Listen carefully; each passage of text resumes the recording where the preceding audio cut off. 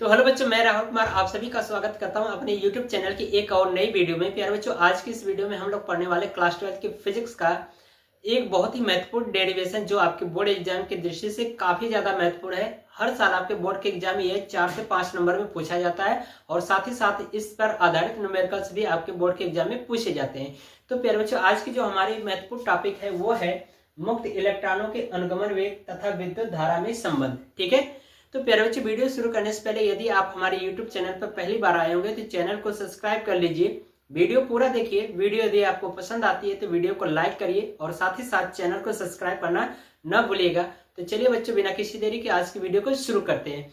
तो प्यारे बच्चे, यहाँ पर देखिए मैंने हेडिंग लगा रखा है मुक्त इलेक्ट्रॉनों के अनुगमन वेग तथा विद्युत धारा में संबंध। तो सबसे पहले हम लोग जान लेते हैं कि अनुगमन वेग कहते किसे हैं और विद्युत धारा कहते किसे, क्योंकि इन दोनों के बारे में जानना बहुत जरूरी है। जब तक ये नहीं जानेंगे तब तक ये डेरिवेशन आगे के हम लोग नहीं समझ पाएंगे। ठीक है, तो इसलिए सबसे पहले बेसिक जानना जरूरी है। ठीक है, तो आइए हम लोग सबसे पहले समझते हैं अनुगमन वेग। ठीक है, तो यहाँ पर मैं हेडिंग लगा रहा हूं अनुगमन वेग। ठीक है, अनुगमन वेग, इसका एक और नाम है प्यारे बच्चों, वो है अपवाह वेग। ठीक है, तो पेपर में आपसे अनुगमन वेग कहे या अपवाह वेग कहे, दोनों बात एक ही है। ठीक है, तो सबसे पहले हम लोग क्या करते हैं, इसकी परिभाषा को चित्र के माध्यम से समझ लेते हैं। तो प्यारे बच्चों, हम क्या कर रहे हैं, मान लेते हैं कि ये हमारा एक कोई चालक तार है। ठीक है, ये हमारा क्या है, एक कोई चालक तार है और इसमें क्या है, मुक्त इलेक्ट्रॉन उपस्थित है। ठीक है, चालक तार है और इसमें क्या है, मुक्त इलेक्ट्रॉन उपस्थित है। हम क्या कर रहे हैं, इन चालक तार के दोनों सिरों को क्या करें, बैटरी द्वारा जोड़ दे रहे हैं। तो एक सिरे को हम लोग क्या करें, बैटरी के धन सिरे से और दूसरे सिरे को बैटरी के ऋण सिरे से जोड़ दे रहे हैं। ठीक है, तो हमने क्या किया, बैटरी के धन सिरे से और बैटरी के ऋण सिरे से जोड़ दिया। तो प्यारे बच्चों, जैसे ही हम क्या करते हैं, इस चालक तार के दोनों सिरों पर विद्युत विभव आरोपित करते हैं या विद्युत विभवांतर आरोपित करते हैं, तो इसमें जो मुक्त इलेक्ट्रॉन है यह एक सूक्ष्म नियत वेग से क्या करते हैं, निम्न विभव से उच्च विभव की ओर प्रवाहित होना शुरू हो जाते हैं।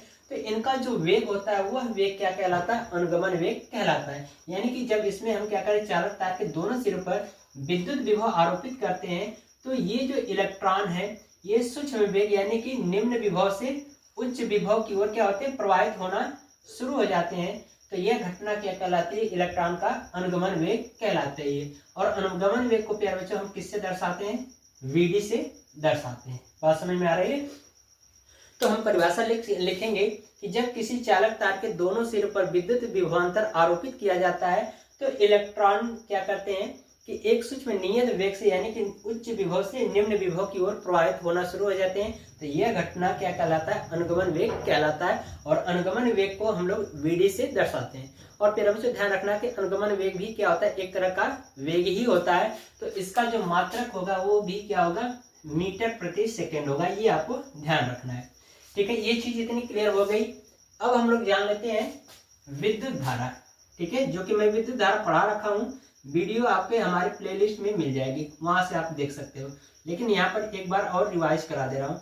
तो विद्युत धारा क्या होता है फिर बच्चों, हम मान लेते हैं कि जो विद्युत धारा है ये क्या हो रहा है कि ये जो चालक तार है, इस चालक तार में प्रति सेकंड में प्रवाहित होने वाले जो इलेक्ट्रॉन है वो हमारा क्या कहलाता है, विद्युत धारा कहलाता है। अर्थात हम ये कह सकते हैं कि इलेक्ट्रॉनों के प्रवाह की दर को विद्युत धारा कहते हैं। यानी कि इलेक्ट्रॉनों के प्रवाह की दर को विद्युत धारा कहते हैं और विद्युत धारा को I से दर्शाते हैं। और इसका जो फार्मूला हो जाता है I बराबर Q/T।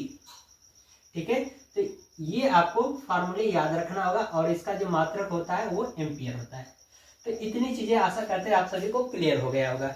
तो आइए जो हमारी मेन टॉपिक है उस पर अब डिस्कस करते हैं। ठीक है, तो प्यारे बच्चों, सबसे पहले हम लोग क्या मान लेते हैं कि माना चालक में बहने वाली धारा I है तथा चालक के प्रति एकांक आयतन में मुक्त इलेक्ट्रॉनों की संख्या कितनी है, N है। हम मान लेते हैं कि ये जो चालक है, इस चालक में जो धारा प्रवाहित हो रही है वो कितनी है, I एम्पियर की धारा प्रवाहित हो रही है। ठीक है, और ये जो चालक तार का जो आयतन है, ठीक है, इसके आयतन में उपस्थित मुक्त इलेक्ट्रॉनों की संख्या कितनी है, N है। ठीक है, तो इतनी चीज क्लियर हो गया होगा। तो अब इसको हम क्या कर रहे हैं, रफ कर दे रहे हैं। ठीक है, तो अब प्यारे बच्चों, हम लोग यहाँ पर माने हैं कि माना चालक में बहने वाली धारा I है तथा चालक के प्रति एकांक आयतन में, ठीक है, प्रति एकांक आयतन में मुक्त इलेक्ट्रॉनों की संख्या कितनी है, n है। तब हम यहाँ पर लिखेंगे चालक में प्रवाहित होने वाली विद्युत धारा I बराबर Q/T होता है, ठीक है। तो लिखेंगे चालक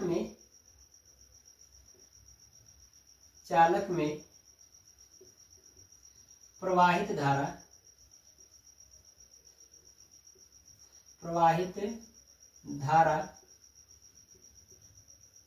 I बराबर Q/T। इसको मान लेते हैं समीकरण नंबर 1, ठीक है। अब यहां पर हम मान लेते हैं कि 1 सेकंड में चालक के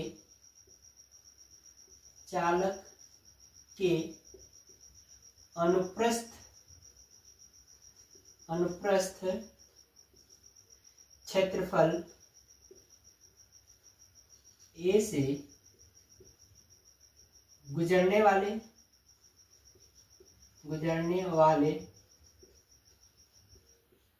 मुक्त इलेक्ट्रॉनों की, यहां पर मैं लिख रहा हूं मुक्त इलेक्ट्रॉनों की संख्या बराबर कितना है, NaVd, ठीक है। हमने मान लिया कि 1 सेकंड में चालक के अनुप्रस्थ काट के क्षेत्रफल से गुजरने वाले मुक्त इलेक्ट्रॉनों की संख्या कितनी है, यानी NaVd है। तो 30 सेकंड में गुजरने वाले, यानी 30 सेकंड में चालक से के अनुप्रस्थ काट से गुजरने वाले मुक्त इलेक्ट्रॉनों की संख्या कितनी हो जाएगी, NaVd, ठीक है, इंटू T, ठीक है, ये हो गया।